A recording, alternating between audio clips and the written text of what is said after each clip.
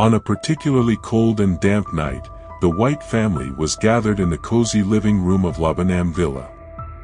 Outside, the wind was blowing strongly, but inside, the windows were shut, the fire in the fireplace crackled warmly, and a game of chess was underway. Mr. White and his son, Herbert, were focused on the game, while Mrs. White, with her gray hair, knitted quietly beside the fireplace. Mr. White, who had a rather peculiar and risky style of play, seemed to be getting himself into trouble on the board. He realized too late that he had made a crucial mistake and tried subtly to ensure Herbert didn't notice. Meanwhile, Herbert, with his eyes keenly on the game, checkmated, winning the match. Mr. White, frustrated with the defeat and the isolation of his home, expressed his discontent with life in such a remote and inaccessible location, complaining about the muddy conditions of the path to the house. Mrs. White, always the peacemaker, tried to lift her husband's spirits, but was interrupted by the unexpected arrival of a visitor. Mr. White, excited by the prospect of company, hurried to welcome him. It was Major Morris, a man of imposing stature, with small eyes and a reddened face, who brought with him an air of adventure and experience.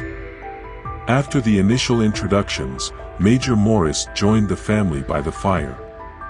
Mr. White promptly provided drinks, and the atmosphere became more relaxed and warm.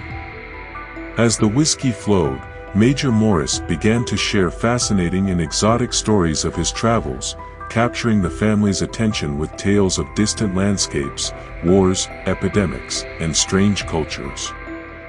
Mr. White, impressed with Major Morris's stories, reflected on the changes in his friend's life since the last time he had seen him. Mrs. White also showed interest, while Mr. White expressed his desire to visit places like India. Major Morris, however, was skeptical about such travels, preferring the comfort of home. It was then that Mr. White remembered an unfinished story about a monkey's paw that Major Morris had mentioned previously. Curious, everyone asked to know more. Major Morris, initially reluctant, eventually gave in to pressure and revealed a small mummified object, the monkey's paw. Mrs. White reacted with disgust, but Herbert showed curiosity. Major Morris explained that the paw was a magical amulet, cursed by a fakir to demonstrate the dangerous consequences of interfering with fate. He told them that the paw granted 3 wishes but warned about the terrible costs associated with these wishes. Despite his warnings, the White family was intrigued by the monkey's paw, especially after Major Morris revealed that he himself had made his 3 wishes, which were tragically granted. The next day, the White House was bathed in the soft light of the winter sun, bringing a sense of normality after a night of stories and mysteries. The monkey's paw, now relegated to the sideboard, seemed less menacing and more like a curious and antique object. Mrs. White mocked the idea of believing in talismans in a modern era, questioning the logic of fearing an inanimate object. Herbert, always the joker, made jokes about the subject, suggesting that his father used the paw to become an emperor, to escape the rules of the house. Mr. White, although skeptical, still harbored a spark of belief in the talisman. Influenced by Herbert's jest, he decided to experiment.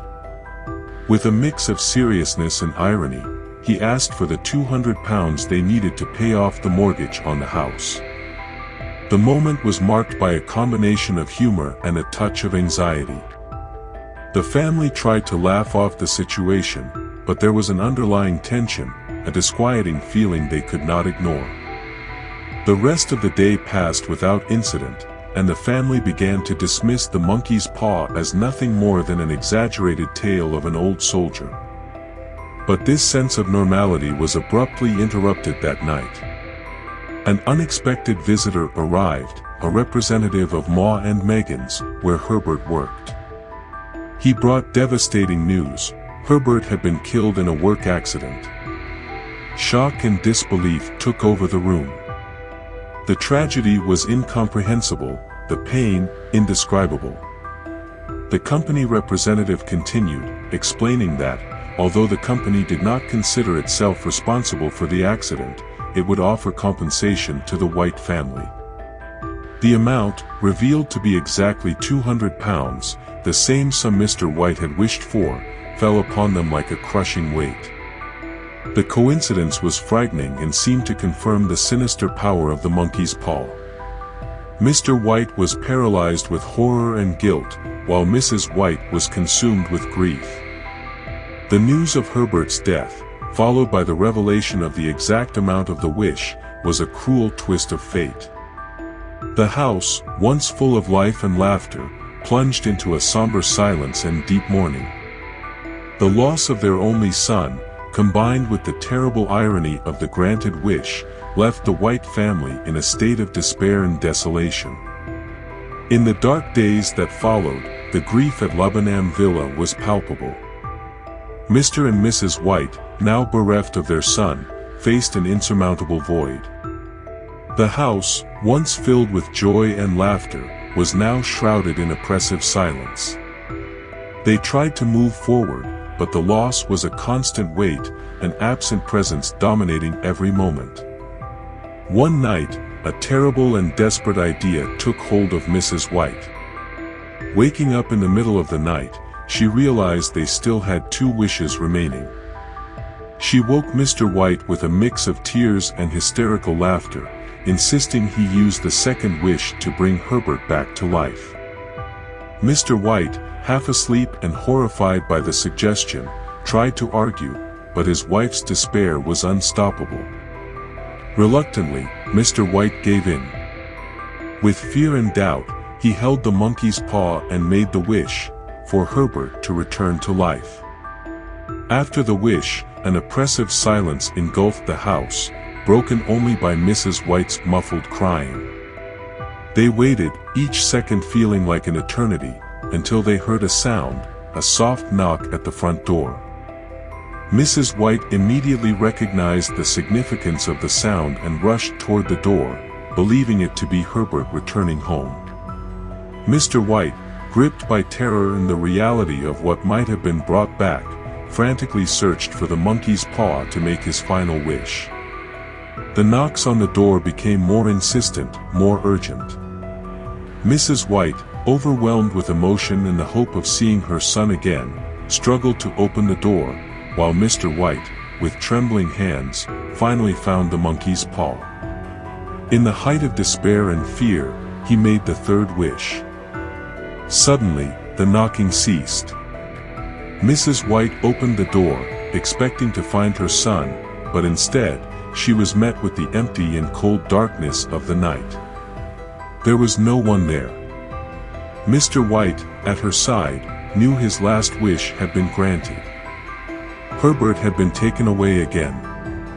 The couple returned inside the house, now confronting not only the loss of their son but also the terrible truth that their wishes had devastating consequences. They lay down in silence, the sound of the clock marking the passage of time, a constant reminder of the fate they had altered and the price they had paid.